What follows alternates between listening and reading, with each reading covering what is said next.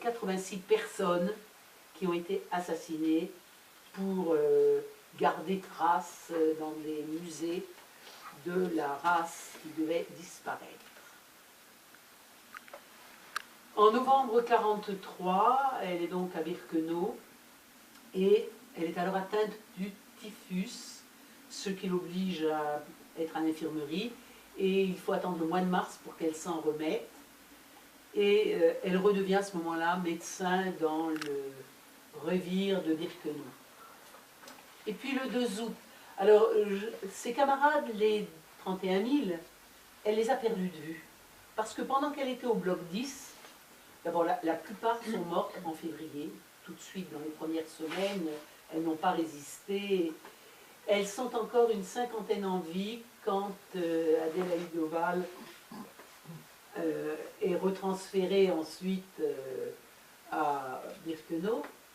Et elles ont obtenu un statut particulier. Leur sort a changé.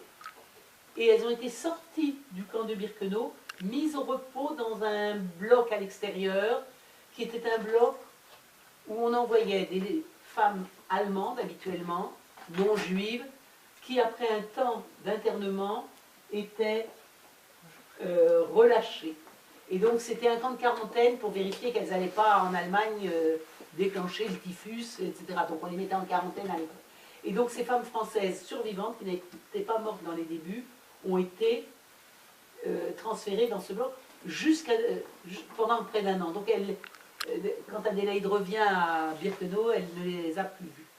Par contre, le 2 août 1944, toutes ces femmes qui après avaient été réintégrées à Birkenau, mais dans une autre partie de Birkenau, sont donc 37, il y en a 17 qui sont déjà partis d'ailleurs, sont envoyées à Ravensbrück. On change donc leur statut et on les envoie rejoindre les autres femmes françaises déportées.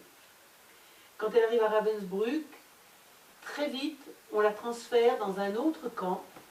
Ravensbrück, ça se situe largement au nord de Berlin. Et elle est envoyée dans un camp à 300 km de là, au centre de l'Allemagne, disons, près de la ville de Braunschweig. Et elle est envoyée dans un camp-usine de 800 femmes qui existe depuis pas très longtemps, dans lequel il y a beaucoup de Françaises déportées qui ont été envoyées, et il n'y a pas de médecin. Or, ces femmes tombent comme des mouches. Or, les Allemands, à la fois ils veulent éliminer alors les Juifs totalement, mais aussi tous ces résistants, tous ces mauvaises graines, etc. Et en même temps, ils en ont besoin, au fur et à mesure que la guerre avance, comme main-d'œuvre. Alors, il y a deux politiques qui se contredisent tout le temps. Donc, on a besoin de médecins pour essayer quand même de remettre en état ces femmes pour qu'elles travaillent. Et voilà pourquoi elle se retrouve à Wattenstedt, dans ce camp-usine. Et là, eh bien, suivant sa façon de faire, quand elle voit l'état de ces femmes, la fatigue de ces femmes, qui travaillent plus de 12 heures par jour, elle en met au repos un maximum. Elle demande qu'on rajoute des lits et elle en met au repos. Et elle en renvoie au travail pour en mettre d'autres au repos, et ça ne plaît pas du tout au commandant du camp. Il y a une altercation. Des déportés témoins ont entendu à proximité de... Elles se trouvaient à proximité de la baraque où a eu lieu cette prise de bec, et elles ont entendu la virulence des échanges. Finalement, elle est renvoyée à Ravensbrück, où elle revient, elle est restée donc un peu moins d'1 mois dans ce sous-camp. Elle revient à Ravensbrück, donc on est là le 2 septembre 1944. C'est le seul document que j'ai obtenu des archives des camps nazis qui se trouvent à Rauxel en Allemagne, où on voit la date d'entrée là, de retour à Ravensbrück, le 2 septembre. Et jusqu'à la fin de l'histoire de la déportation et des camps de concentration, elle reste à Ravensbrück. Mais là aussi, elle est affectée dans des blocs révires, infirmeries, et là aussi, elle essaye au maximum de sauver des femmes. Les sélections se multiplient, les femmes faibles sont envoyées à la mort, les nazis vont jusqu'à construire d'ailleurs une chambre à gaz à côté du camp de Ravensbrück à partir du début de l'année 1945, et donc elle tente au maximum d'empêcher qu'elle ne soit sélectionnée.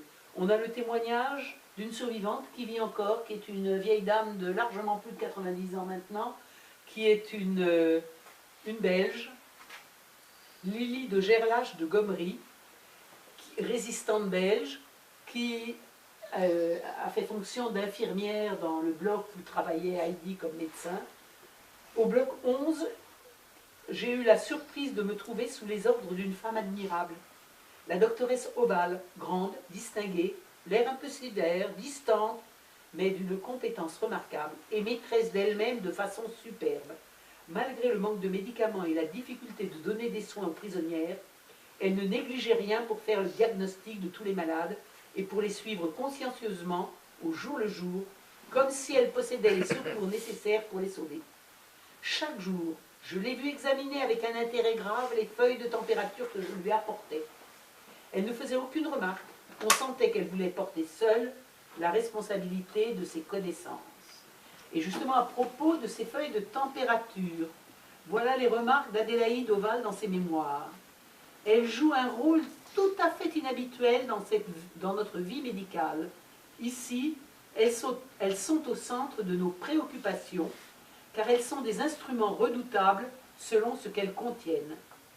Il faut doser les degrés de température, en inscrire à celles qui n'en ont pas, la supprimer à celles qui en ont. Les résultats des analyses de laboratoire doivent être exagérés, supprimés ou inventés selon les cas. Les résultats des analyses un diagnostic dangereux est camouflé. Bientôt, on finit par ne plus s'y reconnaître soi-même. Aussi y a-t-il une nécessité de mener de front 2 séries de feuilles de maladie, l'une officielle, l'autre réelle.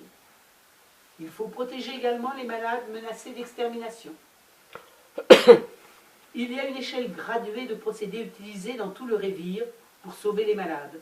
Leur transfert dans un autre bloc lorsque le terrain devient trop brûlant, fausse sortie, mise sur pied d'une autre maladie, suppression des premières feuilles si le séjour à l'infirmerie doit se prolonger au-delà de la durée permise. La visite médicale a lieu 2 fois par semaine. Les heures qui suivent se passent à effacer les ordres reçus, à refaire de nouvelles feuilles de température s'il y a lieu, à supprimer des traces révélatrices éventuelles. Lors des sélections, tout est fait pour sauver les plus faibles. Par exemple, avec le crayon rouge utilisé pour inscrire le pouce sur la feuille, on fait une petite bouillie. C'est un fard précieux. On frotte les joues des plus pâles. Des malades âgés se teignent les cheveux avec je ne sais quel produit extraordinaire.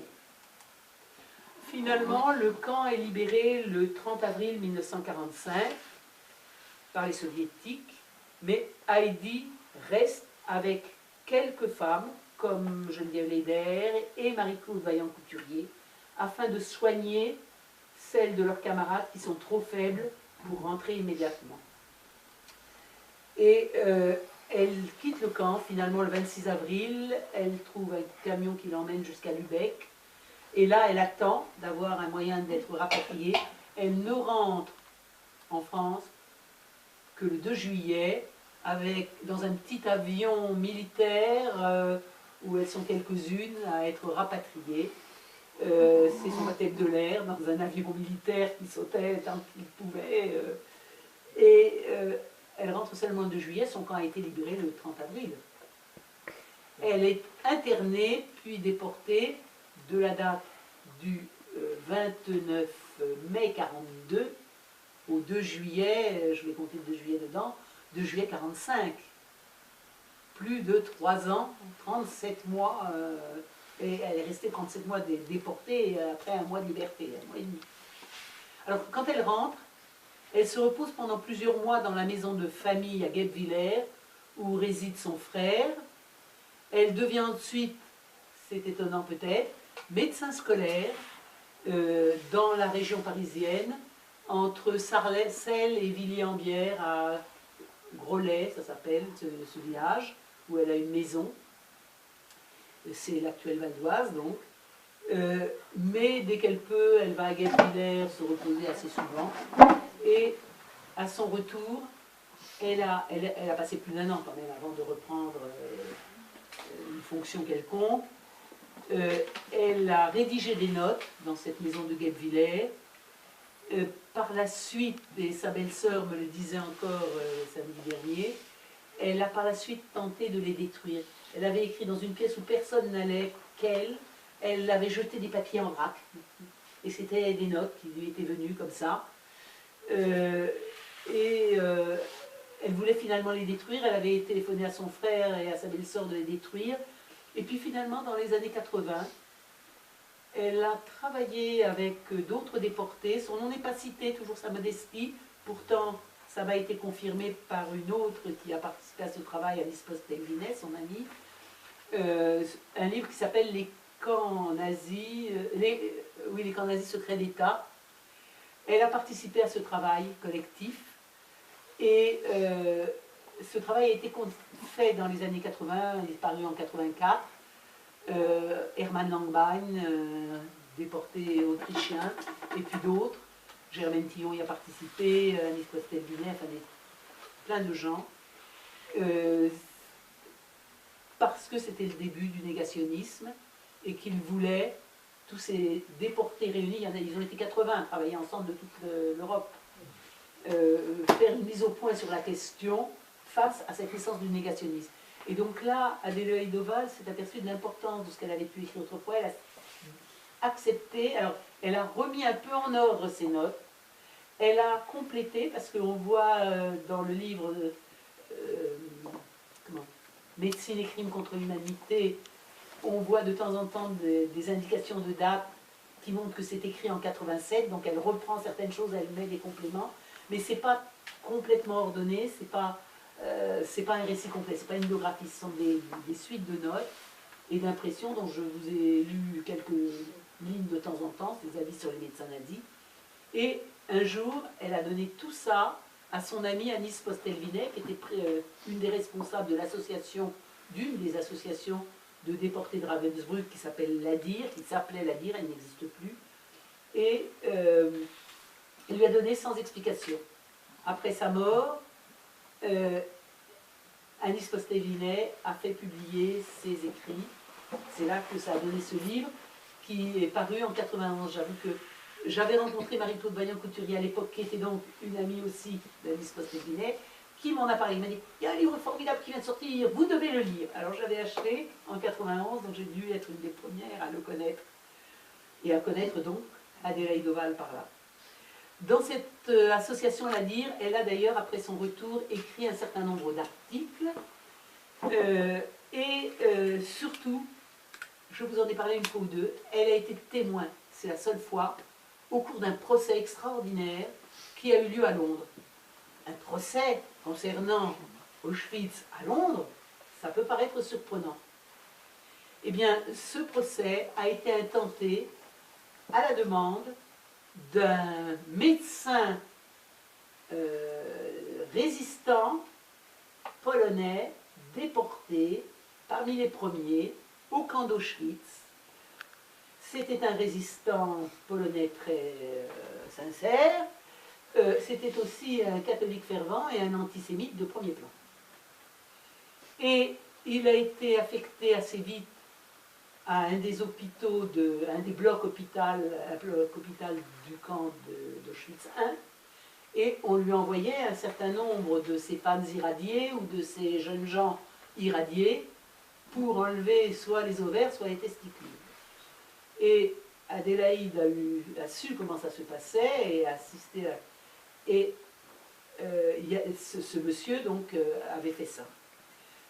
Il y a un livre dont je vais vous parler, vous n'allez peut-être pas vous rappeler du livre, mais le film, oui. Il s'agit d'un roman d'un Américain qui a écrit des best-sellers dans la fin des années 50, début des années 60. Il s'appelait Léon Uris.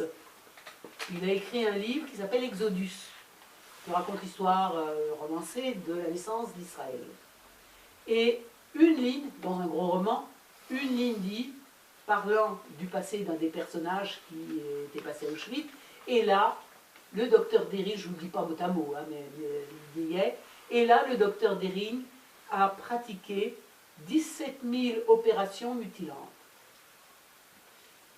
Ce médecin polonais, après la guerre, a réussi à passer en Angleterre, à obtenir la nationalité britannique, et il exerçait dans la banlieue de Londres. Et c'est lui qui porte plainte quand il apprend. Alors, le livre est moins connu que le film. Le film, c'est le film d'Otto Preminger avec Paul Newman, le beau Paul Newman, dans le rôle principal. Et qui a été un grand succès quand il est sorti dans les années 60. Et c'est le docteur Dering qui porte plainte pour diffamation. Et donc, il demande des dommages et intérêts à l'auteur, à l'imprimeur, à l'éditeur.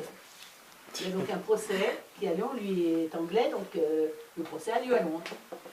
Et dans ce procès, il y a eu des témoignages, d'abord d'une dizaine d'anciens jeunes opérés, hommes et femmes, qui ont accepté de venir, et quand même du courage aussi pour raconter cette histoire dans un tribunal, c'est public. Hein. Même si la presse a été remarquable et n'a pas écrit les noms, mais en tout cas, ils avaient été présents. Et puis, il y a eu quelques historiens aussi. Il y a eu Hermann Langbein, dont je vous parlais, qui a eu un rôle extraordinaire à Auschwitz parce qu'il a été secrétaire justement du docteur Wirth. Et il a été chef, il y avait une résistance intérieure au camp d'Auschwitz, il en a été le chef. Donc, il est venu témoigner. Et puis, il y a eu 3 médecins, les 2 femmes médecins dont je vous ai parlé ont témoigné.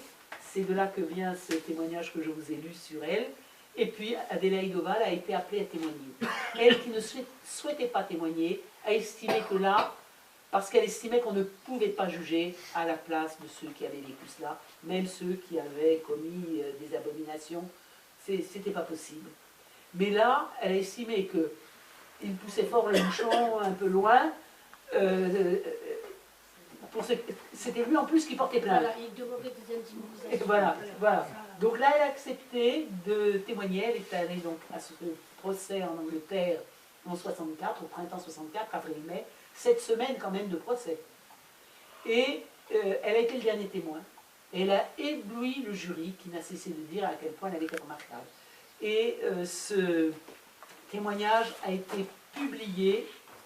Et j'ai réussi même à le trouver sur Internet en solde. Exactement, c'est très bien.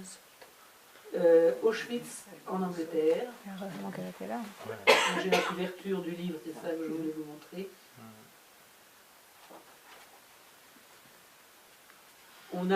On a eu l'autorisation de publier tout le témoignage qui a été retranscrit dans ce livre. Donc son témoignage est intégralement reproduit ici. Et elle a donc témoigné. Alors, il avait pratiqué 17 000 opérations, mais la plupart étaient des opérations, un phlegmon, un abcès, des vraies opérations. Et les opérations mutilantes étaient seulement, si j'ose dire, au nombre de 140. Bon pire. Et par conséquent, il avait raison de dire qu'il n'avait pas accompli 170 000 opérations mutilantes. Donc il a gagné son procès, mais on lui a accordé comme indemnité, comme dommage et intérêt, un demi-penny, la plus petite pièce de monnaie du royaume, ce qui était une humiliation. Il a été condamné aussi aux dépenses, c'est-à-dire les frais de procès. Mais comme il est mort un an après, il n'a pas eu à payer parce qu'il est mort avant. Même ça. Mais les 140 n'ont pas porté plainte non plus. Les 140. Les 140, il y avait beaucoup qui étaient morts. Il y y aurait eu, s'il avait survécu, peut-être qu'il y aurait eu un procès qui aurait été lancé contre lui. Là, c'était pas contre lui qu'il y avait le procès, c'était pour la phrase de Léon Uris. Donc, on jugeait ça pour diffamation. Mais ce n'est pas par rapport à des faits. C'était pas. Voilà. Donc.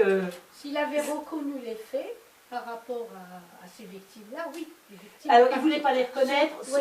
sauf que non seulement il y a eu les témoins, il y a eu 10 personnes, 10 hommes et femmes qui sont venus, il y a eu les médecins, 3 femmes médecins, il y a eu d'autres témoins encore, et surtout il y a eu un témoignage irréfutable dont il ignorait l'existence, c'était le registre de l'hôpital que le gouvernement polonais et le musée d'Auschwitz possédaient. Il ignorait que c'était encore une pièce à charge, et ce document a été prêté pour le procès, et donc c'est là qu'on a pu dénombrer les opérations et vérifier ce qu'il en était.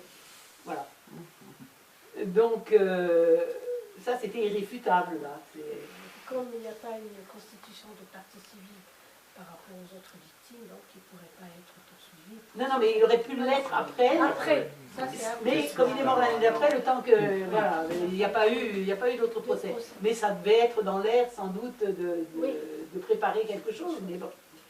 Toujours est-il que, à la suite de ça, Léon Uris, qui était très célèbre surtout en Israël, puisque son film était à la gloire d'Israël et avait eu un beau succès, et donc il connaissait bien tout ce qui était lié au tourisme, ça avait favorisé le tourisme dans le pays, il connaissait le gouvernement, il connaissait, etc.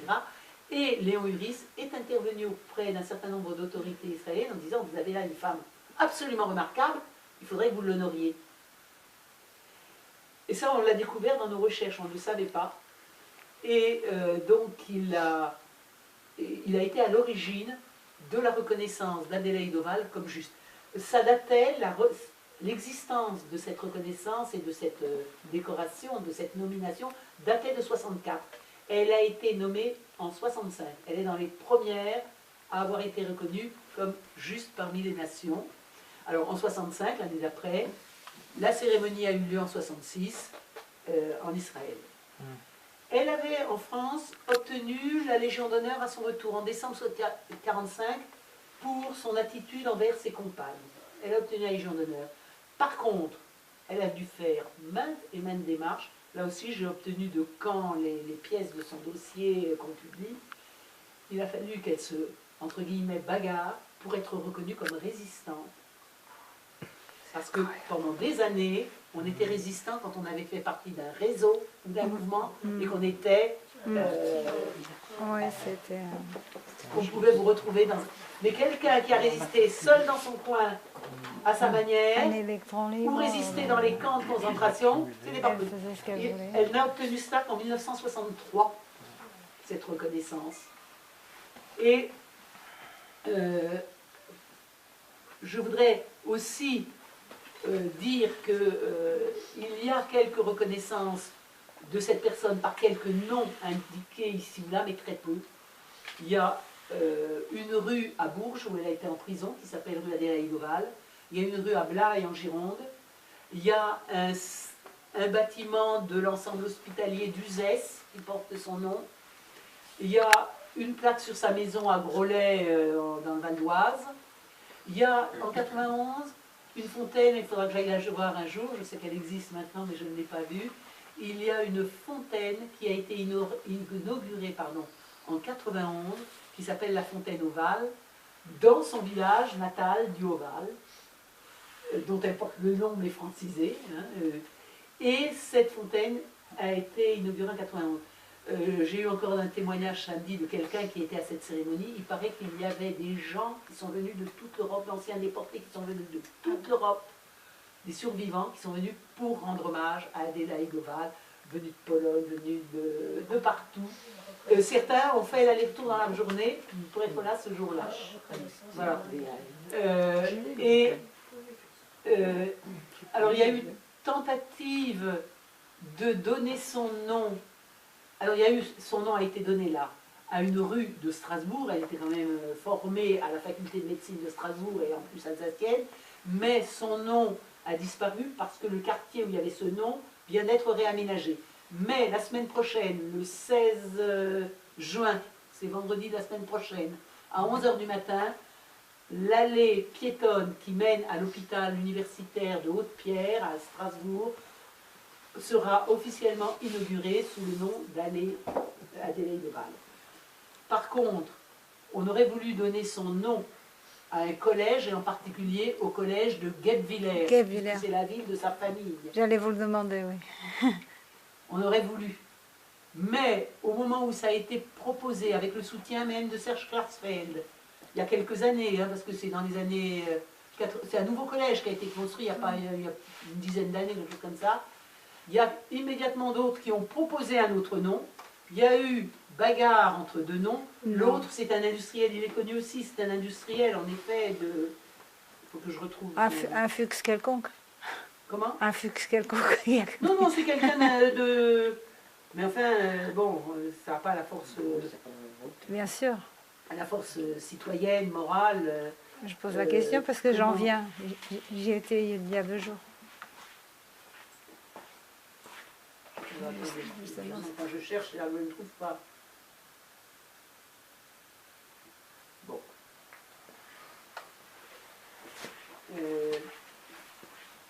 Si, ça y est, je vais arriver à ça. Voilà. Il y a eu, c'est René Koechlin. Ça me dit rien. C'est un industriel, un ingénieur, dans l'automobile, je crois, ou quelque chose comme ça. Ah bah oui, forcément, on me les à côté. Bon. Et donc, il y a eu, pour Adélaïde Oval, pour Koechlin, résultat, le Conseil général, à l'époque ça s'appelle ainsi, le Conseil général du Haut-Rhin, Tu verras. pour ne pas se mettre la moitié à dos ou l'autre moitié à dos, a tranché en donnant le nom d'une ruine qui domine Guebwiller. Je le connais. Vous êtes de là-bas? Non, mais c'est comme si j'y étais née. J'en viens, j'y étais il y a Bon. 2 jours. Alors, il s'appelle le collège du Huckstein, référence au château du Huckstein, construit en 1227. Je l'ai grimpé, je l'ai grimpé à Noël. Voilà. Et donc, il s'appelle le collège de Huckstein. Donc, c'est vrai qu'il n'y a pas incroyable. actuellement de Je ne lycée savais ou de collège. J'ai appris samedi à Strasbourg qu'il y a un groupe d'écoles maternelles regroupées à Guebwiller qui va être dénommé c'est pas, groupe Adélaïde. Adélaïde. Ça va être fait.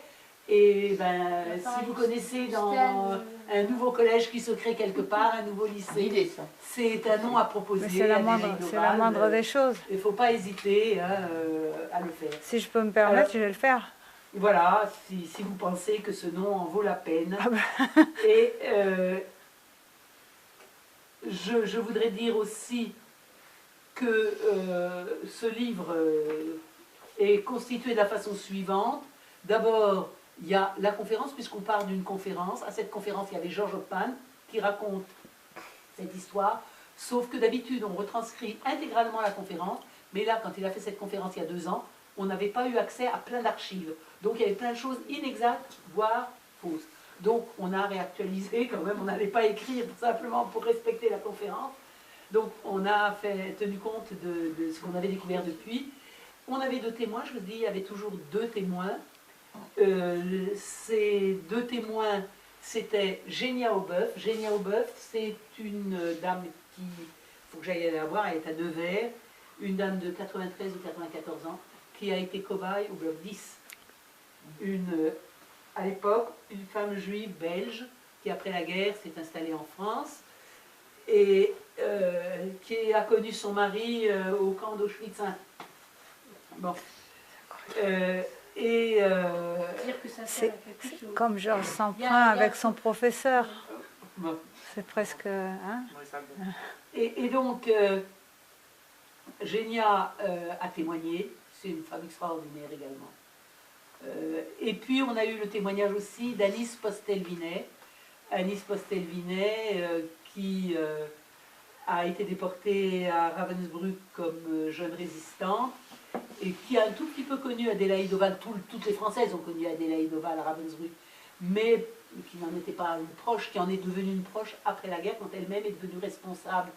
Anis Postel-Vinet, c'est un petit peu la fille adoptive de Germaine Tillon. Elles sont déportées ensemble et elles sont inséparables. Et quand il y a eu la cérémonie où Germaine Tillon a été honorée au Panthéon il y a 2 ans, en 2015, il y avait quelqu'un de chaque famille qui représentait chacune des familles des 4 déportés.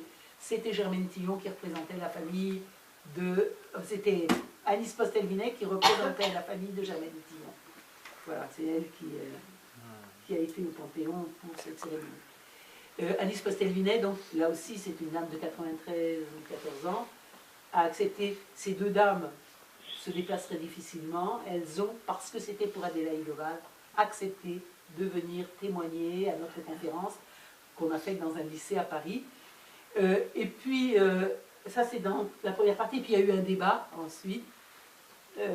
Dans ce débat, d'ailleurs, le père d'une de nos nouvelles ministres intervient, c'est le père d'Agnès Buzyn, Élie Buzyn.